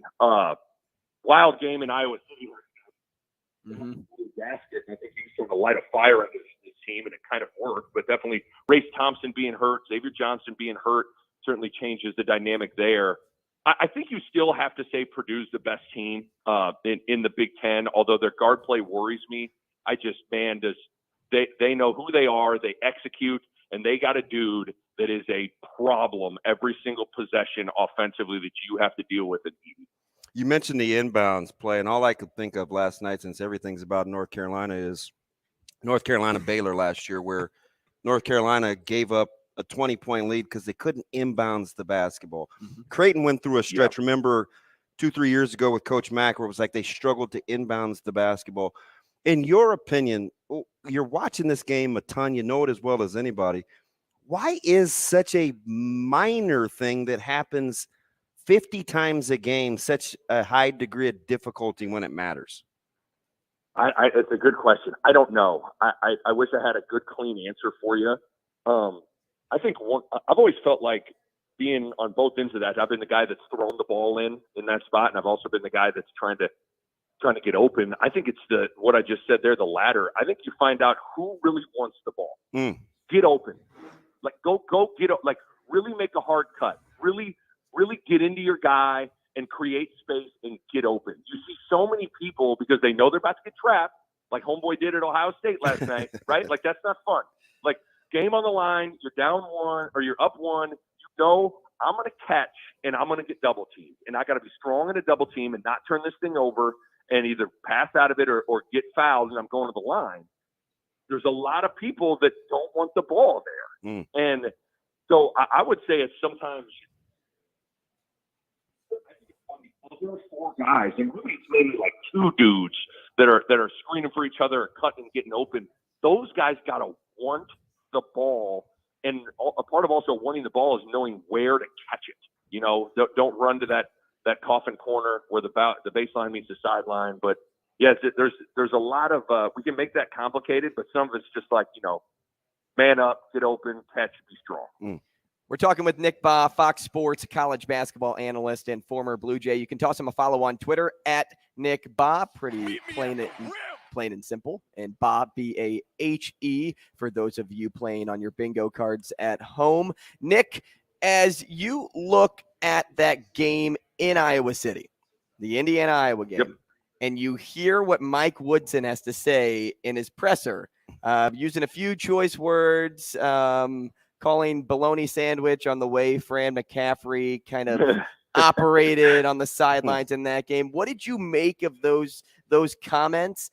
And, as a guy that like leads a team in the top 25, does that send the right message to his group, knowing that he's like placing blame on certain things?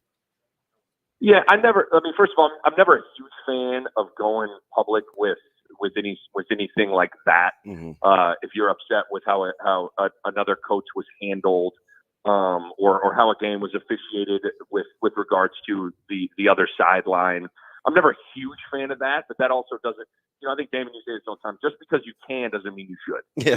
Mike Woodson can say that. I just don't think he should. I thought Mike Woodson had an argument. At the same time, I think the play he was talking about was at the end of the game. One of Indiana's assistants looked like he was out of his coaching box having a pretty intimate conversation with the official, and then Fran came way out of his coaching box, all the way to almost the other side of the floor to kind of go, hey, what is this? Like, what are we doing here? But I think much like anything, I brought up Danny Hurley. What some of these guys don't understand is it's a cumulative thing. Fran is on the officials from the first possession all the way to the final possession, and so these things add up. And I think these other coaches see that. Players. We always talk about players just want refs to be consistent, right? Like, just if this is a foul, call it here all the time. The same can go for coaches with how other coaches get treated. I don't think there's any doubt that certain coaches get a little more leeway with the officials than other ones do.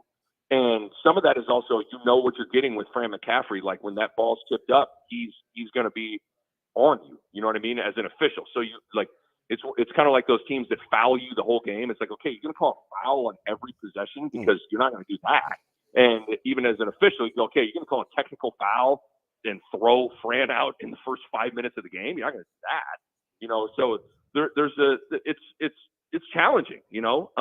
I didn't love what Coach Woodson said after the game. Just I'm always more of a fan of keeping that stuff in house, or just not necessarily playing those cards publicly. But I certainly understand where he's coming from, because Fran was on one last night, but in some ways he needed to. His team, I don't know if you guys saw the start of that game. His team was flat as a pancake in the first 10 minutes of that game, and he needed to I really think that was, sometimes I think coaches just lose their cool, and then sometimes I think coaches get teed up and go crazy to try and light a fire in their team. And I think Fran kind of did both last night.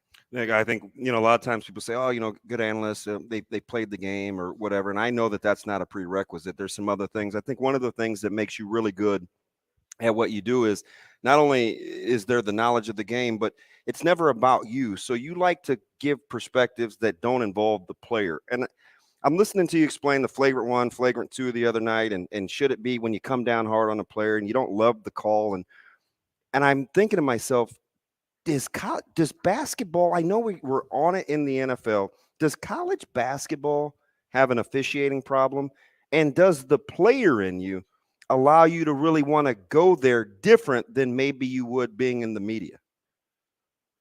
Yeah, I always feel like, for as much as officiating is an enormous part of the game, when I'm on the air, officiating is like the last thing I want to talk about. And to be honest with you, it's even one of the things when I hosting, in the media, hosting a radio show, whatever, I'm never a huge fan of, hey, coming up next, I'm going to talk to you guys about officiating. I just think more often than not, I think fans don't want to talk about that. But Damon, you talk to coaches, and this goes for football as well. They want to know who's our crew this week. Yep. Who's it's a huge who's on this game. Yep. You know what I mean? Like, how the game is officiated is massively important. So it is a factor in the game. So I think it's always it's always a balance to try to kind of like, all right, we got to dip our toe in that pool because we can't act like how a game's ref doesn't matter, but I don't want to go swimming in that pool for too long. Does college basketball have an officiating problem? I mean, probably a little bit. I'm also one of those guys that has a lot of sympathy for these refs. I think it's a thankless job. I think it's really hard. In some ways, I think the flop technical rule, while I get the spirit of it, it is a tough one to administer. So I think these guys got a lot of things working against them to make it challenging. But there's no question that officiating is an enormous part of every single game. Nick, you're the best, man. We appreciate your time this morning. Thanks so much. Now go back to being a dad. Okay. We made it about 15 minutes here with no massive injuries, so I'm going to get back to making sure we stay on that course. Always appreciate best, you, my man. guy. Thank you. See you guys. Yep, talk soon. And that is Nick Bahe at Nick Bahe on Twitter. Before we send this thing to break, I want to take a moment to talk to you about Dingman's Collision Center. They've been in the business for over 25 years in Omaha. Family-owned and family-run local business. They invest in the latest technology to stay up to date with the ever-evolving technology of cars. They work on, I should say, all makes and models. I shouldn't say we, because we should not be working on any cars. In my former life, I've had a few of my cars worked on. But they work from Fords to Teslas, 4 locations throughout the metro area, along with a standalone mechanical shop at 120th and Maple. Voted first place best of Omaha for 18 years running. If you have a problem, you need auto repair, go to Dingman's Collision Center. They will hook you up. Out of the break, though, we're playing dog eat dog against DB. Now it's trivia time. We'll take a live guest next here on the show. It's Hail Varsity Radio.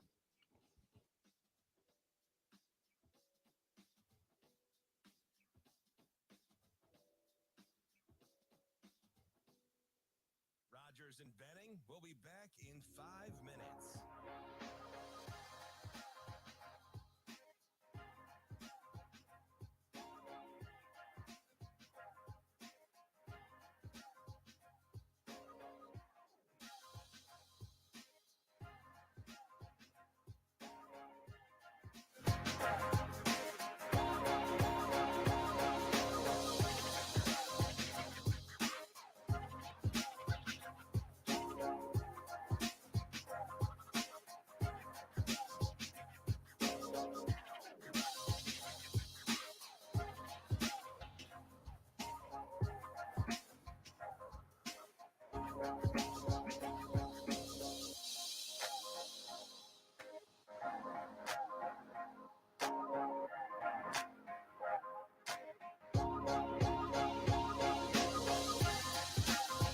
Rogers and Benning will be back in 4 minutes.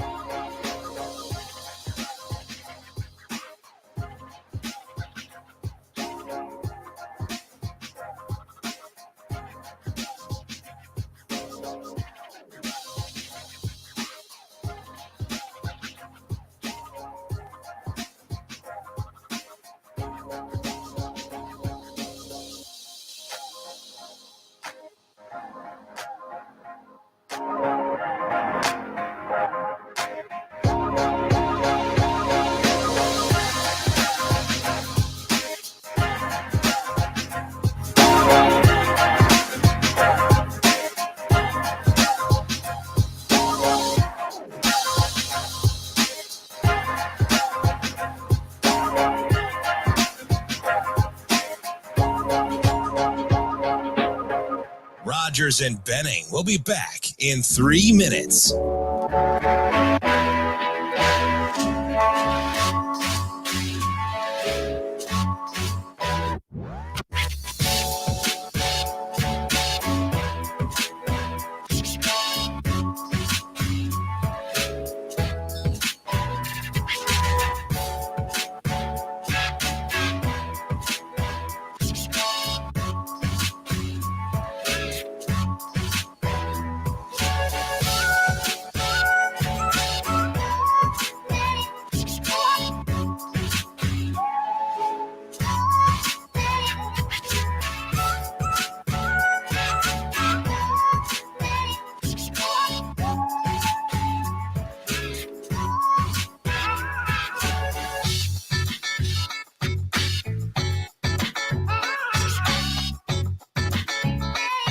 Rogers and Benning will be back in 2 minutes.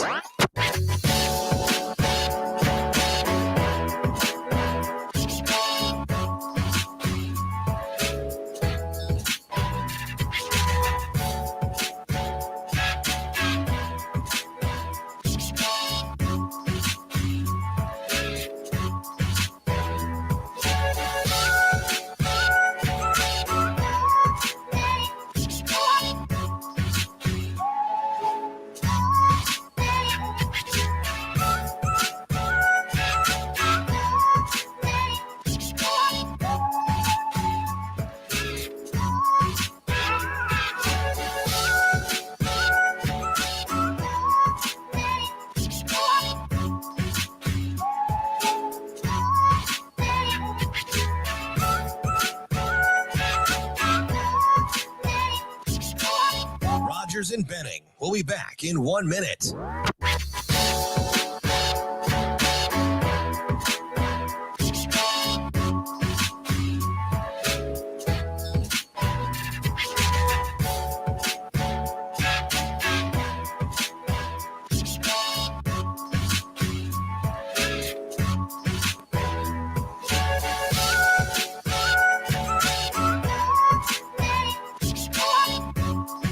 Rogers and Benning will be back in 30 seconds.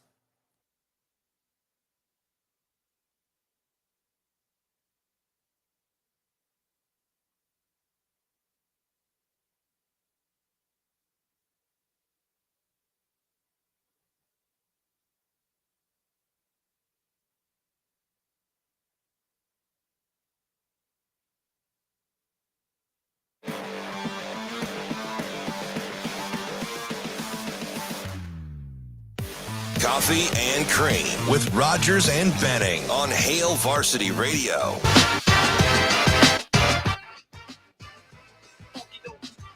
We are back, Coffee and Cream in the morning on Hail Varsity Radio, powered by Currency. There's a reason you can't see DB right now on the stream. So if you're watching us live on YouTube, he's at the bar talking to people, not drinking. No, I know where everybody's head went. He's not doing that. He is waiting his turn to play dog eat dog against DB. But in the meantime, we have, I wonder if I can turn this. Like, let's see. Yeah, there's Kendall. All right. Yeah. You know what? Why not? Why not? Shift here. Why not? Kendall, for last name? Wickwire. Wickwire. Yes, sir. Why? Yes, all same. Don't say Wickwire, Wickwire. It's Wickwires. Two Wickwire. words make one word. Kendall Wickwire, thanks for coming on. How's the live event so far? You enjoying yourself? I am. I like the sound in here. You can hear everything that's being said. You feel real personable. The food was amazing. And what better can you ask on a Friday? You know what I mean? We should hire this guy to just work for us. You can just give all of you should be on social media right now delivering that same response. I do a little bit here and there, a little dabble. Well, so do you know how to play the trivia game? Have you heard it before on the show? If not, it's cool. I'll explain I haven't only because of my work schedule, but I would like to hear what goes down. Hey, thanks. Thanks for the excuse. I said it was cool. You didn't have to go into it. No, okay. So you get 3 questions, but you get answer choices. So I'll give you 3 bullet points of answer choices. You tell me what the right answer is. I'll keep track. I'll give you a tiebreaker question 2. Then we'll go to DB. He doesn't get answer choices. He gets the 3 questions, and he has 1 Hail Mary, though. So he can use it to get the answer choices. Oh. Okay? All right. Just one time. One time. Just one time. All right. Shaner, you got music? There it is. Ready to play? Yes, sir. All right. Question number 1. TCU is the longest preseason long shot to reach the college football playoff. The biggest long shot to cash as champion was back in 2010. Who was it? Was it Oregon, Auburn, or LSU? 2010.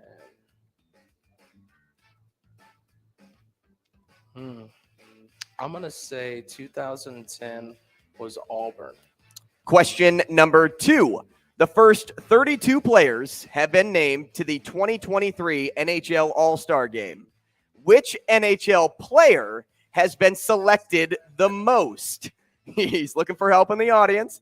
I got 2 hockey guys here. What? I mean, I know he knows, and I know he'll know something. Is it Ray Bork, Gordie Howe, or Bobby Hull? I've heard the other two names. Selected the most. Gordie Howe. And question number 3. The 2023 PGA Tour officially began yesterday. Let's see how much you were paying attention to last year. Who won the 2022 Masters tournament? Was it Scotty Scheffler, Hideki Matsuyama, or Rory McIlroy? Ooh. I'm going to say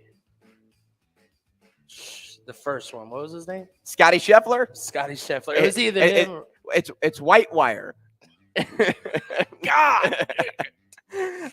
And the tiebreaker question for you. How many dimples does an average golf ball have? Closest to wins. Just the tiebreaker. Now, I used to play golf, but I for sure was not counting the dimples. I would say 250. Thank you. Can we welcome back in DB? You can stay on, too, for this. All right. Yeah, just all sit right. here, enjoy. We're at Hale Varsity Club. The breakfast, the live breakfast, though, the window's closing. Can to we get show here. this or no? You can't? Yeah. Yeah, show some breakfast. This is what DB was talking about. Those are his Benning bites. We'll be doing this at least once a month, maybe twice a month. Yeah, we didn't get this. We didn't get this offer. That's on DB. Those are his. Here he is. He's back. He's walking in. We're having some fun, DB, and I think you have your work cut out for you. I don't know, man. I don't know. All right. These questions are way harder than I thought. I was thinking they were going to be like the average. How many innings are in a baseball game? Maybe. Yeah. I'm 2-0, right? This could be my first L. This good. All right, All right, go. you ready? Yep. Question number 1. TCU is the longest preseason long shot to reach the college football playoff. The biggest long shot to cash in as champion was back in 2010. Who was it?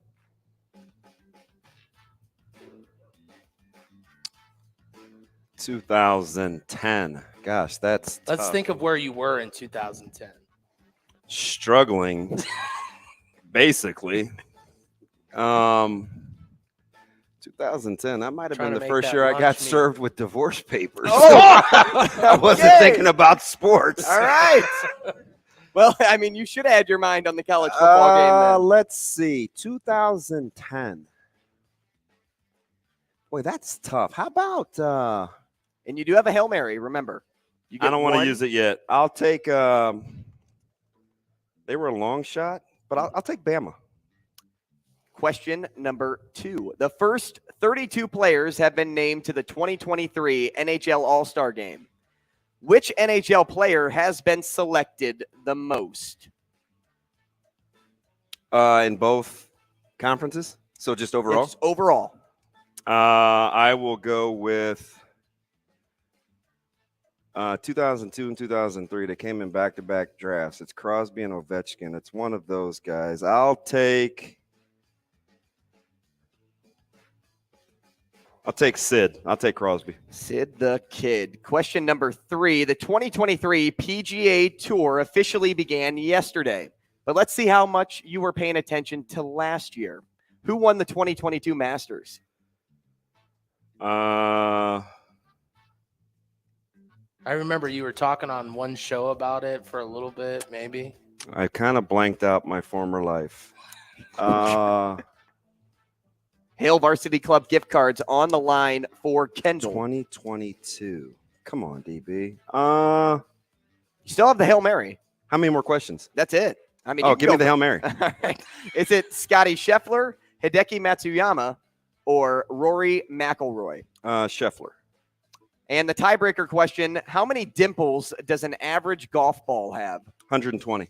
120. Thank you. Let's go through the answers. Man, you knew that pretty strong. Like, you were pretty strong. on Doesn't that seem like enough, though. I just remember, like, there's something in the names that tell you the number of dimples. I don't know. Whatever. I made that up. Let's see if he's right. That's right. I'm All right. absolutely not, because now that I look at it. Question number 1. TCU is the longest preseason long shot to reach the college football playoff. The biggest long shot to cash was back in 2010. Was it Oregon, Auburn, or LSU? DB said Bama, not on the list. And Kendall said Auburn. It's Auburn. Yeah, Cam Newton. Right there. Unbelievable. I didn't know that. Bam. Question number 2. The first 32 players have been named to the 2023 NHL All-Star Game. Which NHL player has been selected the most? DB said Sid the Kid, but the answer choices were Ray Bourque, Gordie Howe, and Bobby Hull. Oh, ever.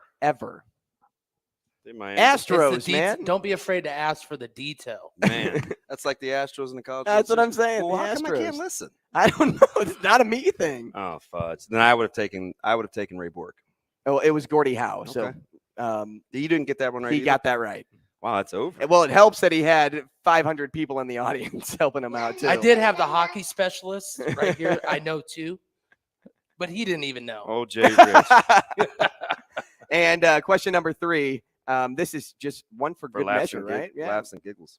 The 2023 PGA Tour officially began yesterday. Who won the 2022 Masters, though? I got one right, didn't I? Scotty Scheffler, Hideki Matsuyama, or Rory McIlroy? It Scheffler. was Scotty Scheffler. So did you get that one right too? ding, ding, ding. All 3 for Kendall. So Kendall takes home the gift cards and the tiebreaker question. Here's $15 courtesy of Hale Varsity Club. Thanks for playing, man. The tiebreaker. I was the guy that would take my job better at me than my job. Come on, man. Hey, don't sell yourself short. Fudge. I just got whooped. It's okay. Everybody has one of those moments. Sautter knows. I kind of low key. I'm being good natured, but I'm kind of pissed. I can tell.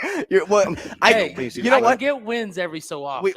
We talked about like isms, right? Like things you do when like you're not in a good state of mind, and yours is like the zipper pocket on the side. After the first miss, you went straight to the zipper pocket. Oh, the hands in the pockets.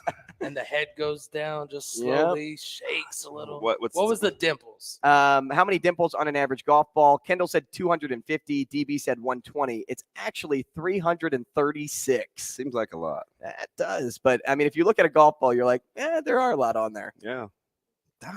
That's pretty good. 336. So 4 for 4 technically. So when you're not on the Blackstone, you're usually out eating. Like listen to this guy. Listen to this guy. Or on vacation. When you come to HBC and he's munching on your betting bites. Man, I said, why wasn't this on the menu? You ever checked out my guy on Snapchat? He's almost, unless he's working, he's never in this area code. This guy. He goes, how do you travel so much? I said, DB, you see how hard I work? Fine. You got to play hard to live hard. Hey, he's just salty. But see, here's the difference. I'm almost empty nesting after this year. My son's a junior. You know, like our son's a junior. That's great. Mike Sautter 4. Mike Sauter's next. Rogers and Benning will be back in 4 minutes.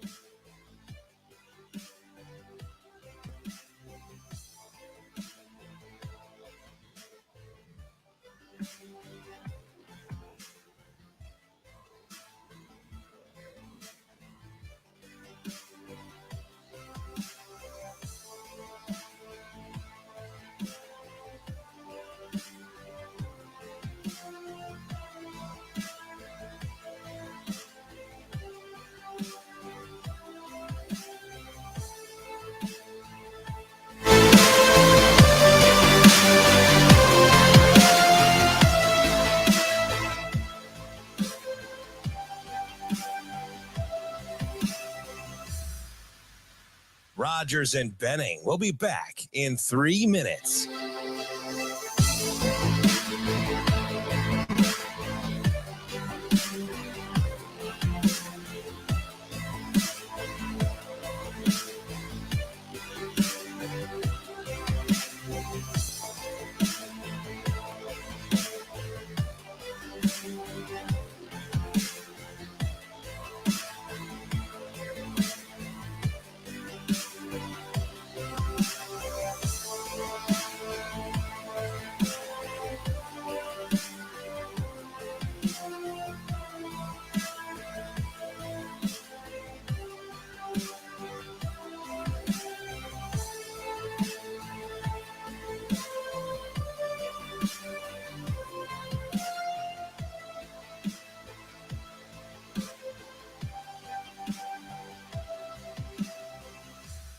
Rogers and Benning will be back in 2 minutes.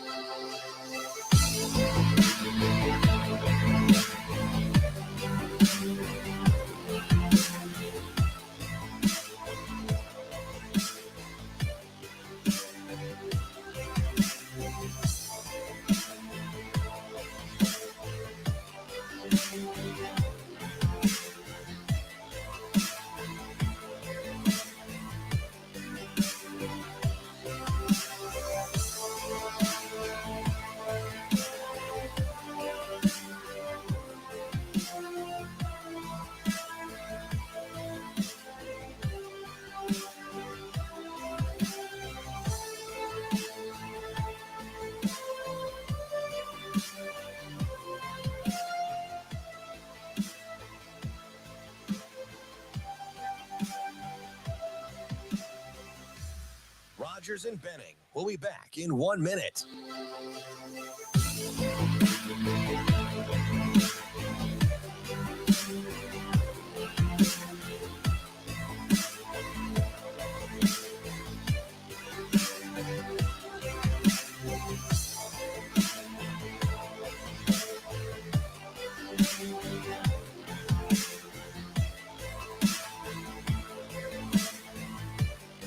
Rogers and Benning will be back in 30 seconds.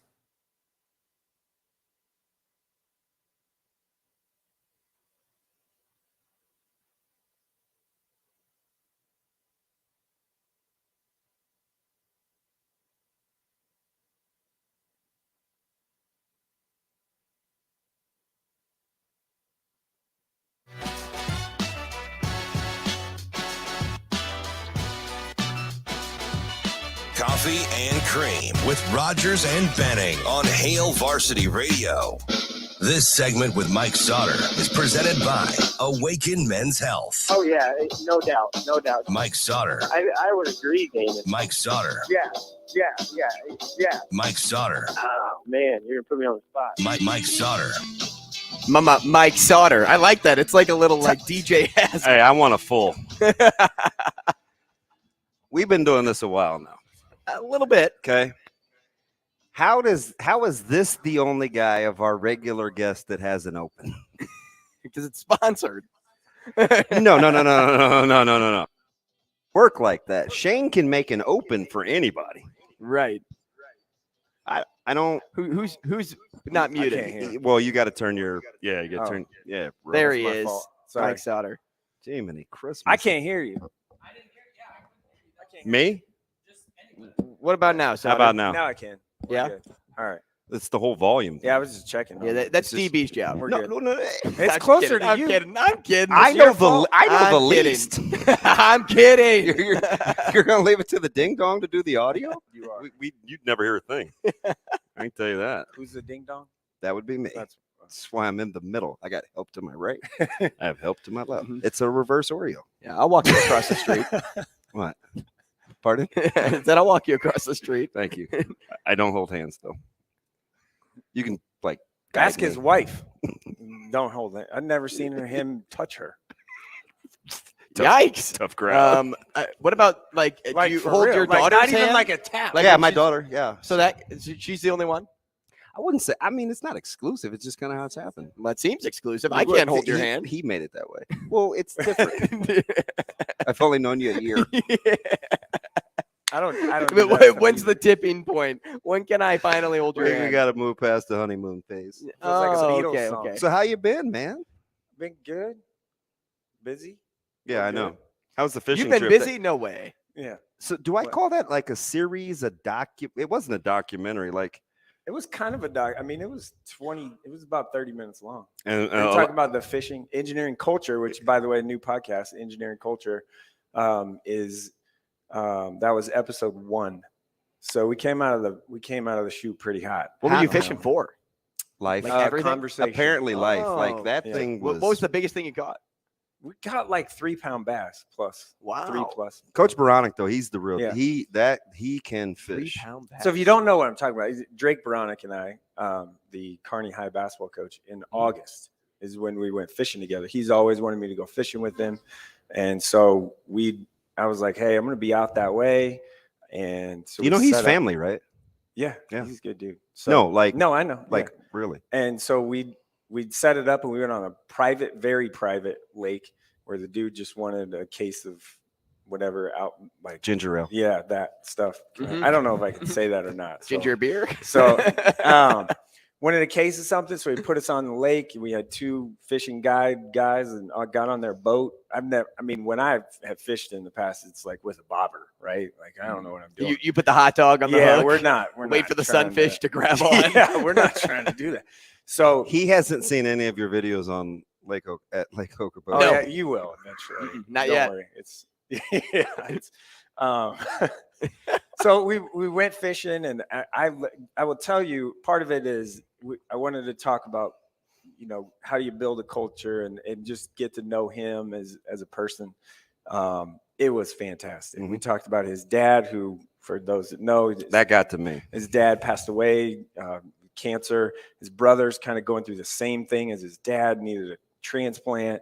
We talked about that. We discussed who's a better basketball player, either Connor or Drake, and Drake still won't give that up, that Connor's better than him.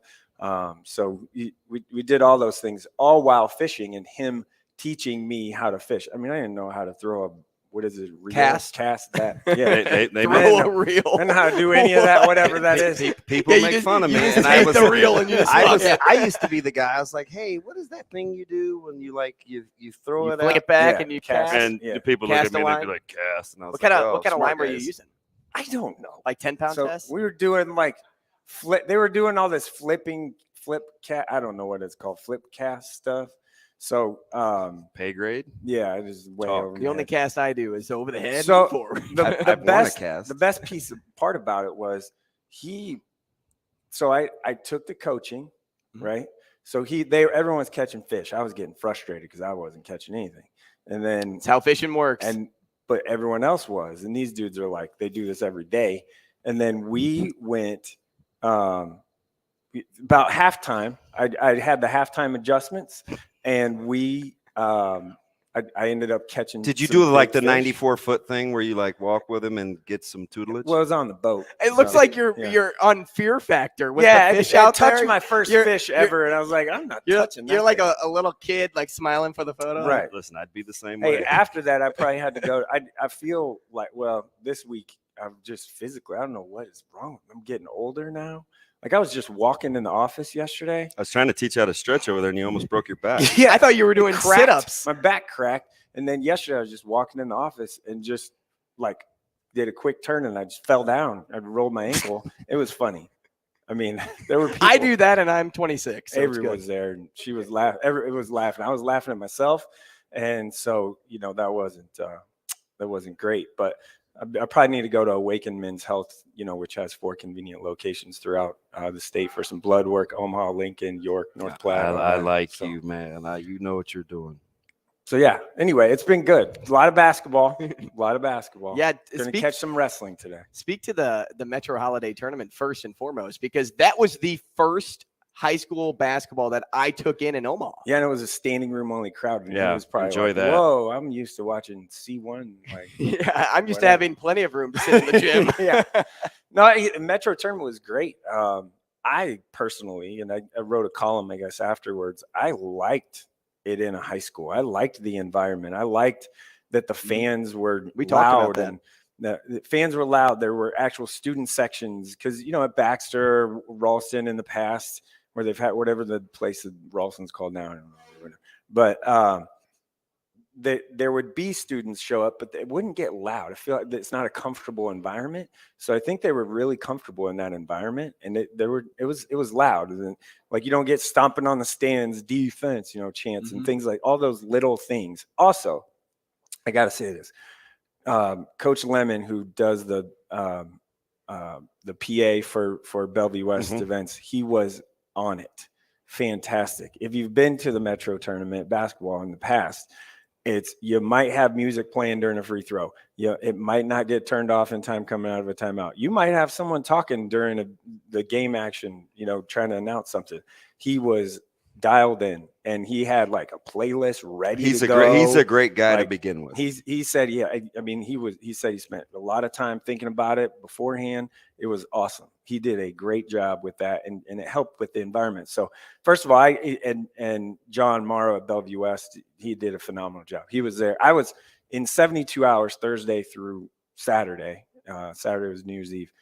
That's 72 hours. I was there 47 of them at Bellevue West, and he was there way more than that. Let me ask you something real quick to Drew Down. You've been to a couple of raucous environments. You've been to Westside during a playoff game. You've seen high school basketball. You know how passionate we are. Like, are you surprised since you've been here that high school sports is as big as it is? No, because high school is king up like in the upper Northwest. Northwest, geez. Northeast part of the state? More North Midwest is what I meant to say. Because like even back in St. Louis, high school isn't king because there's no professional, or there are some professional sports teams that kind of, they're the umbrella, right? That's what you go watch. That's what you go see. High schools kind of take a back seat. But up here, when you don't have a professional sports team that you have in town, like of course, there's fans of teams. People have their love for this fan base or that fan base, that team, or, when you talk high school, though, that's what's king up in this area. So that did not shock me. When I moved to Sioux City, too, it was kind of the same way because there's no professional sports teams up in that side of Iowa. Well, the Musketeers are up there. Yeah, well, and they Clark Cup champs. I don't know. Good call on that, even though we're Team Lancers around here. Yeah, come on now. Yeah, but no, anyway, it was really cool to head to the gym. No disrespect. It was really cool to head to a gym. The guy shrugs. He's paying $20,000 a year for his kids to play hockey. and see the floods of people just come and watch a game. A lot of people, too, that may not have even had any personal tie to that team. Yeah. There were just a bunch of people there wanting to watch good quality basketball. Let me ask you something. Is it tougher to decide 2 through 13 in boys or top 6 in girls in Class A? And we got to talk about this quick, too, because we got a minute 38. But I'm going to follow this up. We will talk to Sautter on the morning dump. Okay. So go there so next. I think it's tougher boys right now because you look at Lincoln, and I don't know what Lincoln is. It's hard to figure out, right? Because North Star beats Lincoln High after Lincoln High wins the hack. Is it Lincoln? Most people think Southwest is the most talented, right? And they have Southeast tonight, big game. I think I might go there after going to Bellevue. As long as Southeast plays through Voss, they're fine. Yeah. So is Lincoln just that competitive, or are they good? Right. I guess I'm trying to figure that out. I think it's probably harder on the boys' side to figure out 2 through 18 because I think on any given night they could all beat each other. Dude, the top 6 in girls in Class A is going to be a dogfight. Yeah, making it to the state tournament in girls Class A is going to be hard. It's going to be a battle. 40 seconds, that's it? We got to give him We're a not bigger gonna segment. That's what I'm saying. We shouldn't talk to him, or we should only talk to him in morning dump. Well, the problem is we I'm talked just here fishing so I don't for get the first fined. 8 minutes because he did something new and we were interested. The fishing podcast, though, you got to watch it. It's fantastic. I think you guys should talk fishing all the time. Yeah, Whoa. says the guy that likes fishing. Whoa, Shane actually kind of taught me. You probably taught me the most about fishing of anybody that I know. Really? Yeah, that's his jam. We should go fishing together. How much patience do you have? Yeah, plenty. All right, plenty. we're good. Hey, thanks to all of you that came out to support us today at the live breakfast with Benning here at Hale Varsity Club. We will be back next week on Coffee and Cream, but until then, go to Morning Dump.